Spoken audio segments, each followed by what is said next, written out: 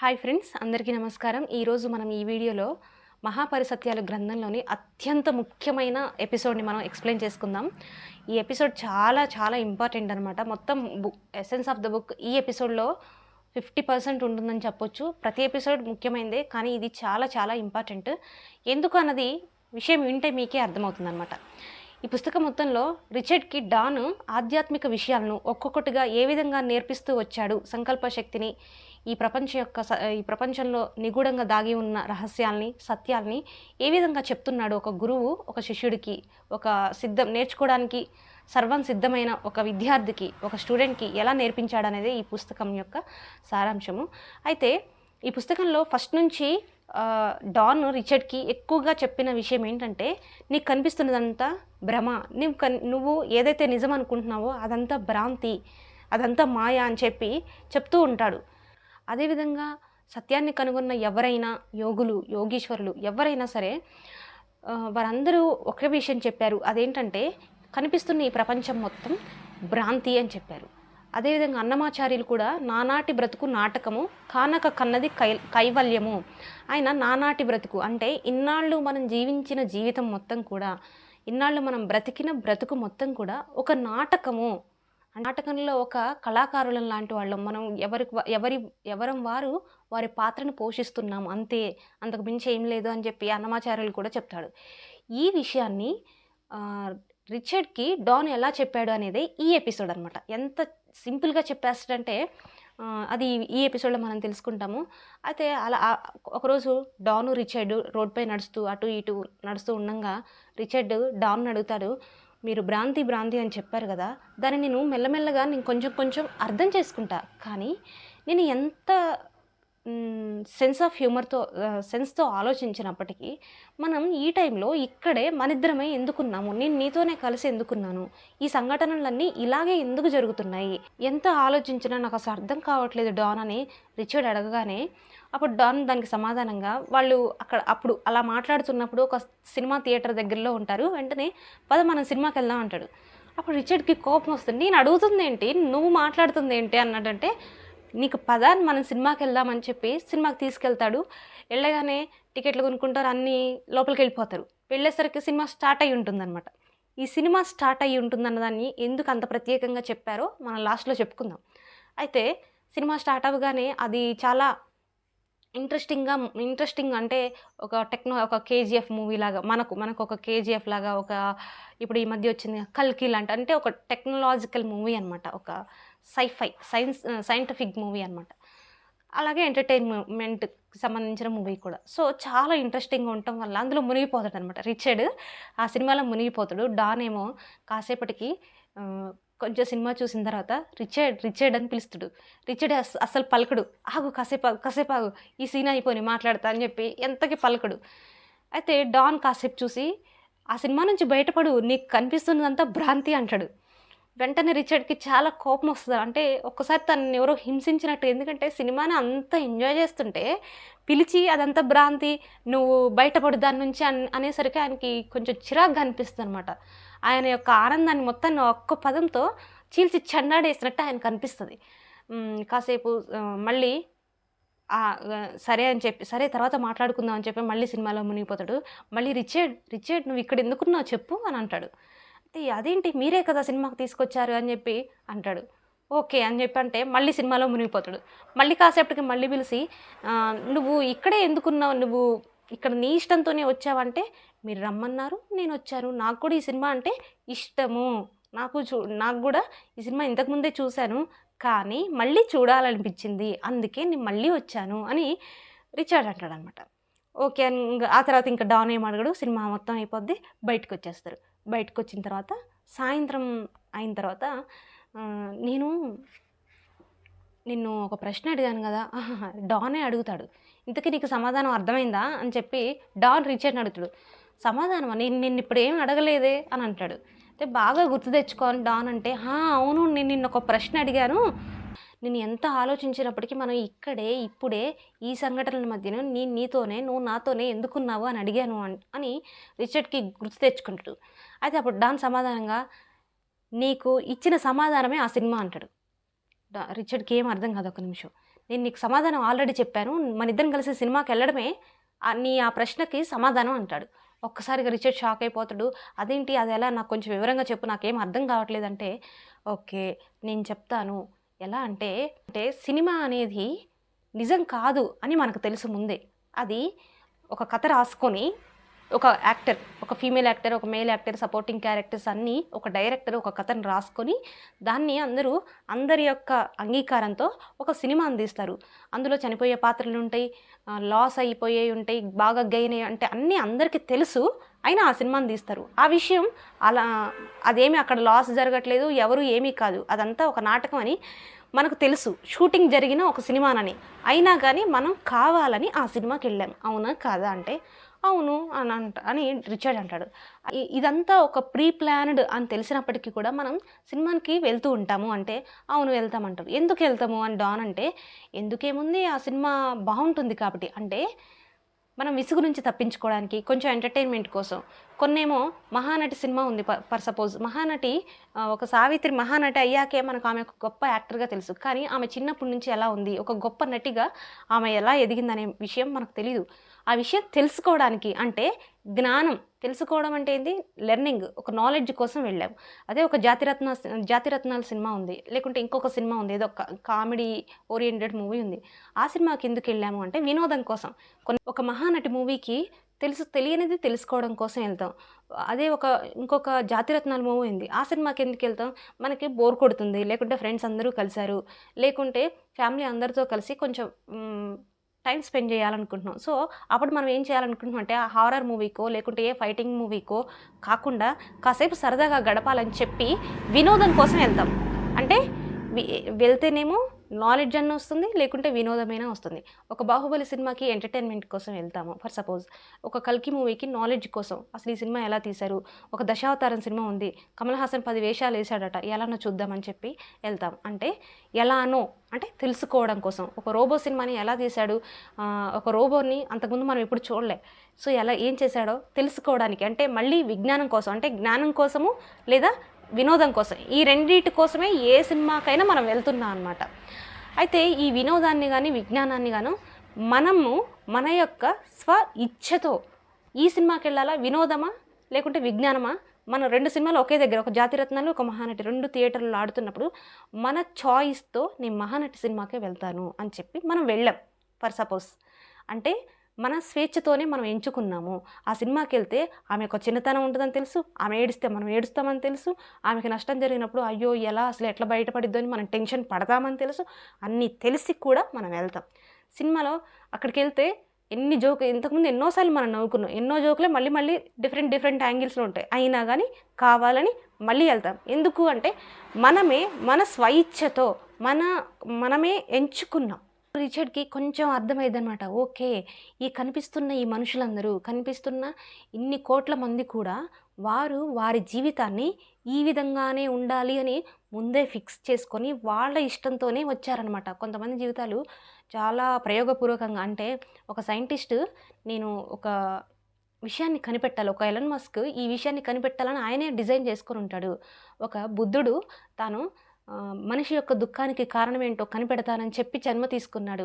లేకుంటే ఒక APJ Abdul Kalam missile man of the India, అంటే తను జ్ఞానాన్ని తెలుసుకోవాలి, అందరికీ తెలియచెప్పాలి అనే ఒక ప్లాన్తోనే, అంటే తానే ఎంచుకొని వచ్చాడనమాట. అదేవిధంగా బాధపడుతున్న వారి జీవితాలను కూడా వాళ్ళే ఎంచుకున్నారని అర్థమా డాన్ అని రిచర్డ్ అంటే ఎగ్జాక్ట్గా చెప్పావు. అందరూ ఎన్నో చాయిస్లు ఉన్నాయి, ఇప్పుడు ఎన్ని కోట్ల మంది ఉన్నారో అన్ని చాయిస్లు ఉన్నాయి, అంతే కదా. ఇన్ని కోట్ల మంది ఉన్నారంటే వాళ్ళు వాళ్ళ లైఫ్ని ఎంచుకున్నారు, అంటే అన్ని చాయిస్లు ఉన్నాయి.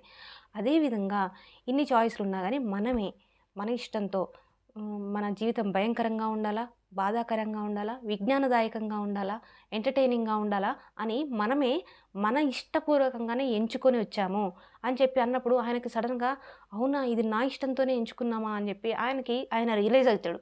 ఆ తర్వాత మరి కొంతమంది డబ్బులు పెట్టి మరి భయపడతామని తెలిసినా కూడా డబ్బులు పెట్టి మరి కావాలని ఆ భయంకరమైన ఒక చంద్రముఖి సినిమాకి ఎందుకు వెళ్తారు అని అడిగినప్పుడు ఆయన అవును కాసేపు భయపడడాన్ని వాళ్ళు ఎంజాయ్ చేస్తున్నారు అని చెప్పి అంటాడు. ఓకే. వాళ్ళే ఎంచుకున్నారు కదా! అని చెప్పి మళ్ళీ అర్థమైంది తనకి. ఇలా మాట్లాడుకుంటుండగానే రిచర్డ్‌కి ఇంకొక డౌటొస్తుంది. అదేంటంటే, మరి పునర్జన్మలుంటాయా డాన్ అని అడుగుతాడు. అయితే అప్పుడు వెంటనే ఎందుకుండవు మళ్ళీ మళ్ళీ కూడా జనం పుడతారు అంటే, ఎందుకు అంటాడు. ఎందుకేముంది జ్ఞానాన్ని పొందడానికని చెప్పినప్పుడు, అదేంటి ఒకసారి పుట్టెక్కితే జ్ఞానం రాదా అంటే, లేదు జ్ఞానం అనేది ఒక కంటిన్యూయస్ ప్రాసెస్ అని చెప్తాడు. ఫర్ ఎగ్జాంపుల్ మనకు అర్థమయ్యేలాగా చెప్పాలంటే ఒక చిరంజీవి ఉన్నాడు. ఆయన 'పునాది రాళ్ళు' సినిమాతో స్టార్ట్ అయ్యి అక్కడితో ఆగిపోలే. ఆ తర్వాత ఇంకా 150 సినిమాలు, ఇప్పుడు 155 సినిమాల దాకా అయ్యాయి. అంటే ఇది ఎగ్జాంపుల్ మాత్రమే. మనకు బాగా అర్థం కావడం కోసం. ఒక సినిమాలో లేని విషయాలు, ఒక సినిమా తీస్తున్నప్పుడు ఆయన కొన్ని ఎక్స్‌పీరియన్స్ అవుతాడు. అదేవిధంగా ఇంకొక సినిమా తీస్తున్నప్పుడు ఇంకొక విషయాన్ని ఎక్స్‌పీరియన్స్ అవుతాడు. అక్కడ జరిగిన ఫెయిల్యూర్స్ మళ్ళీ రిపీట్ కాకుండా చూసుకుంటాడు. ఒకవేళ అదే హిట్ అయితే ఇదే ఫార్ములా ఇంకొకసారి ఇంకా బెటర్‌మెంట్‌గా ఎలా చేయాలి, ఇంకా నాలెడ్జ్‌ని ఎలా గెయిన్ చేయాలన్నదే ప్రతిసారి స్టెప్ బై స్టెప్ ఏ యాక్టర్‌ని చూసినా మనం ఇది గమనించొచ్చు. ఇదంతా ఏందంటే లెర్నింగ్ ప్రాసెస్. అందుకే ఫ్లాప్ అయినప్పుడు మనం ఈ హీరో వాళ్ళ ఇంటర్వ్యూస్ చదివినప్పుడు కూడా నేను నా గత సినిమాల ఫెయిల్యూర్స్ నుంచి నేను నేర్చుకున్నాను. ఇంకెప్పుడు ఆ తప్పులు చేయకూడదు. ఇలాంటి కథలను నేను ఎంచుకోకూడదు అని నేను నేర్చుకున్నానని చెప్పి వాళ్ళు చెప్తుంటారు.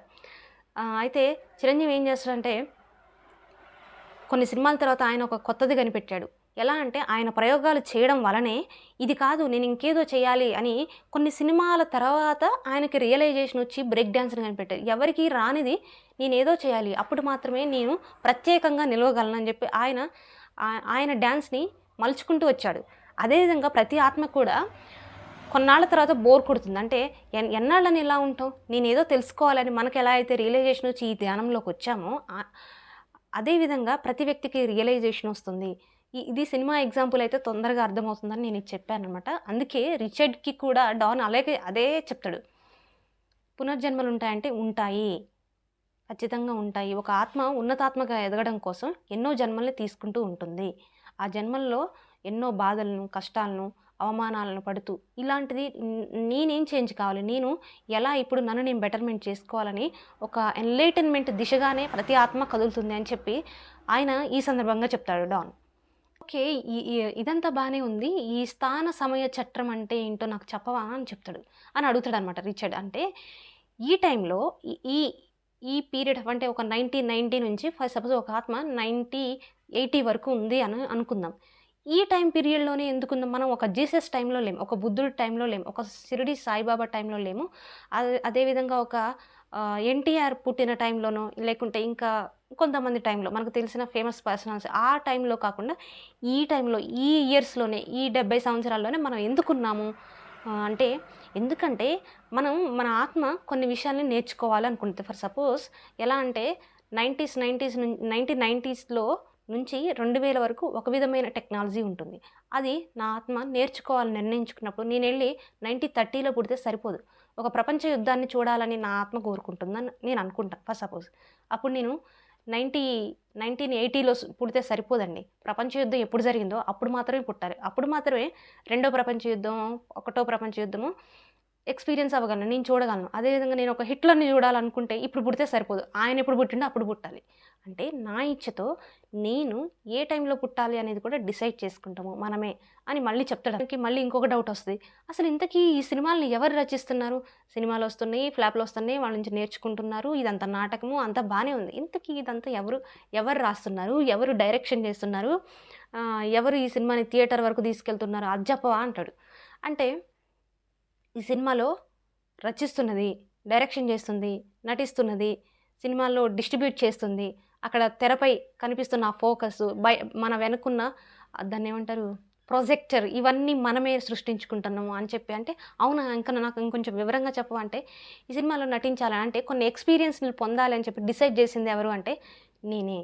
అంటే ఎవరికి వారు ప్రతి ఒక్కరు వారి సినిమాని వారే సృష్టించుకుంటున్నారు. వారి కథను వారే రచించుకుంటున్నారు. వాళ్ళే నటిస్తున్నారు అని చెప్పి ఆయన చెప్తారు. ఆ తర్వాత మరి ప్రొజెక్టర్ ఏంటి? వెనకున్న ప్రొజెక్టర్ యొక్క పాత్ర ఏంటంటే అది మన మనసుతో సమానం. మన మనసు ఏదైతే ప్రతిబింబిస్తూ ఉంటుందో అంటే మన మ ఆహ్, ఆహ్, ఆ ప్రొజెక్టర్ నుంచి ఒక ఫోకస్ లాంటి ఒక లైట్‌లో నుంచి అందులో దుమ్ము రేణువులు ఇలా తిరుగుతున్నట్టు కనిపిస్తది కదా! అది మన మనసు లాంటిది.